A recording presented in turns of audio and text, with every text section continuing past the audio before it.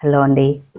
ఫణిగిరిగుట్ట హైదరాబాద్కి 110 కిలోమీటర్ల దూరంలో ఉన్న ఈ ప్రాంతం అద్భుతమైన చరిత్ర కలిగిన ప్రాంతం. వందల ఏళ్ల చరిత్ర కలిగిన రామాలయం ఉంది ఇక్కడ. 150 అడుగుల ఎత్తులో ఈ గుట్ట మీద 2వ శతాబ్దంలో నిర్మించిన అతి పురాతనమైన బౌద్ధ క్షేత్రం ఉంది. శివరాత్రి రోజున కజిన్ వాళ్ళ ఊరు నాగారంలోని శివాలయానికి వెళ్తూ మధ్యలో ఈ ఫణిగిరి దగ్గర ఆగాము. ఆ ప్లేస్ చూసిన తర్వాత ఆ క్షేత్రానికి ఉన్న చరిత్ర విన్నాక వీడియో చేయాలనిపించింది. గుట్ట దగ్గర ఉన్న రామాలయానికి వెళ్ళే ముందే ఇలా శివాలయం కనిపించింది. అక్కడ మా కజిన్ వాళ్ళు మేము పాలతో శివయ్యకి అభిషేకం చేయించాము. అక్కడ తామర పూలు కూడా కోసుకుంటున్నారు ఆ చెరువులో. చుట్టూతా వాటర్ బాడీస్, ఈ గుట్ట, పెద్ద పెద్ద వృక్షాలు, వందల ఏళ్ళ నాటి కథలు ఎన్నెన్నో చెప్తాయి. చాలా బాగుంది ప్లేస్. శివుడికి చక్కగా పాలతో అభిషేకం చేశాము. గ్రామస్తులు కూడా చాలామంది వచ్చి పూజలు చేసినట్టున్నారు. ఇక్కడ పూజ ముగించుకుని మేము గుట్ట వైపు బయలుదేరాము. ఇది పాము ఆకారంలో తల నుంచి స్టార్ట్ అయ్యి రౌండ్గా తోకదాకా ఉంటుందంట. అలా పాము ఆకారంలో ఉన్న పెద్ద గుట్టని ఫణిగిరి గుట్ట అన్నారు. ఎంట్రన్స్లోనే నాగేంద్రుడి పడగ, కింద ఒక పుట్ట ఉంది. అక్కడ కూడా గ్రామస్తులు పూజలు చేసినట్టున్నారు. అక్కడ కూడా దర్శనం చేసుకున్నాము. దాని తర్వాత పక్కనే ఒక రథం ఉంది. చాలా పెద్దగా ఉంది. అది వాడుకలో ఉందో లేదో తెలియదు, కానీ కలర్స్ అవి వేసున్నాయి. ఆ ప్లేస్ అయితే చాలా బ్యూటిఫుల్గా ఉందండి. మనం సిటీ లైఫ్కి దూరంగా ఎంతో గొప్ప చరిత్ర కలిగిన ఈ గుట్టను చుట్టం నేనైతే చాలా ఎక్సైటింగ్గా ఫీల్ అయ్యాను. ఇది కళ్యాణ మండపం. భద్రాచలంలో ఒక సందర్భంలో రాముల వారి విగ్రహం, సీతమ్మ వారి విగ్రహం గోదావరి నదిలో పడిపోయాయంట. రాముల వారి విగ్రహం దొరికింది, కానీ సీతమ్మ వారి విగ్రహం దొరకలేదు. అప్పుడు ఫణిగిరిలోని సీతమ్మ వారి విగ్రహాన్ని భద్రాచలం తీసుకుని వెళ్ళారంట. ఇప్పుడు భద్రాచలంలో పూజలు అందుకుంటున్న విగ్రహం ఫణిగిరిలోనిదే. ఈ విషయం భద్రాచలంలో కూడా చెప్తారంట. ఇక్కడ ఒక చిన్న బావి ఉంది. నీరు బాగానే ఉంది పైదాకా. ఇలా చుట్టూతా కొండ, మధ్యలో చిన్న దేవాలయం. ఎంత చక్కటి అనుభూతో ఈ ప్లేస్లో అలా కాసేపు కళ్ళు మూసుకుని కూర్చుంటే ఎంతో పాజిటివ్ వైబ్.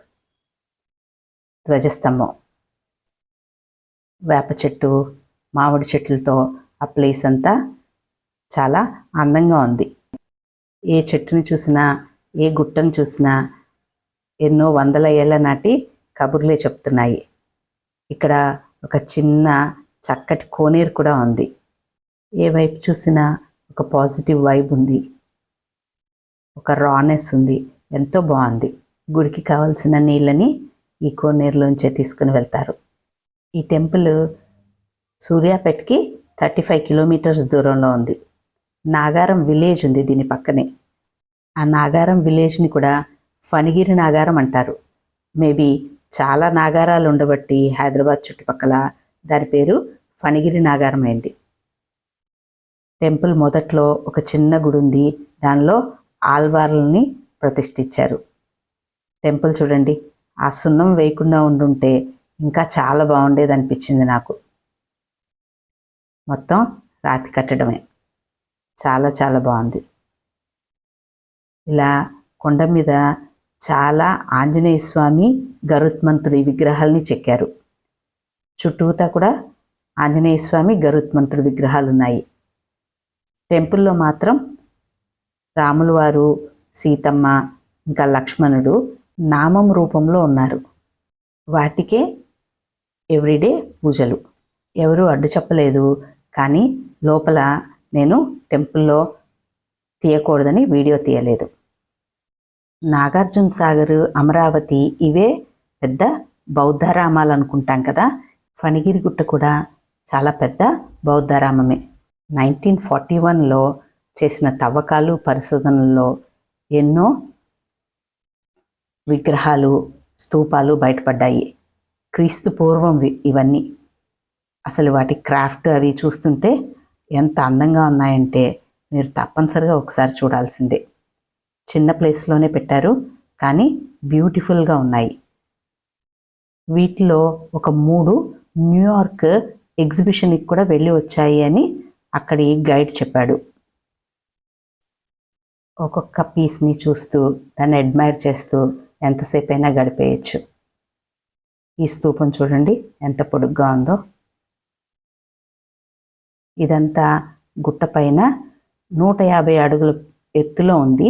ఆ గుట్టపైన చాలా పెద్ద బౌద్ధరామం 200 గదులతో ఇలా ఇవన్నీ అక్కడి నుంచి తీసుకొని వచ్చి కింద పెట్టారు. మేము గుట్ట పైకి వెళ్ళాం కానీ పూర్తిగా పైకెక్కలేదు. సో ఆ బౌద్ధారామం ప్లేస్ చూడలేదు. అక్కడ ఇప్పటికీ ఇటుకరాళ్లతో కట్టిన మనకి తెలుస్తుందంట, రూమ్స్గా కట్టినట్టు అదంతా. ఈ పీస్ని చూడండి ఎంత అందంగా ఉందో.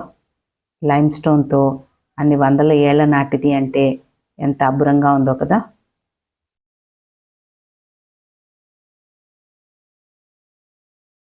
చాలా బ్యూటిఫుల్గా ఉంది.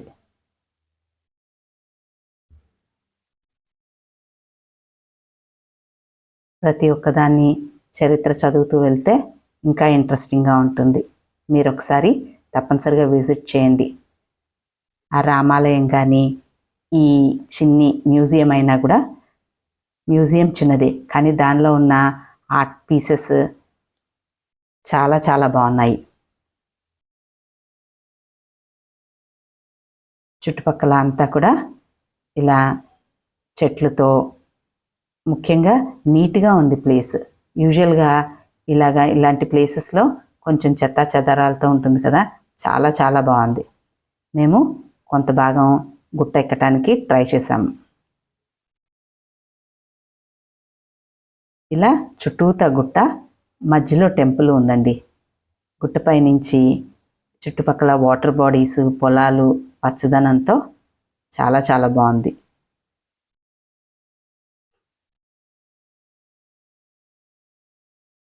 మా కజిన్ వాళ్ళు మేము అందరం కలిసి కాసేపు గుట్టపైకి ఎక్కాము.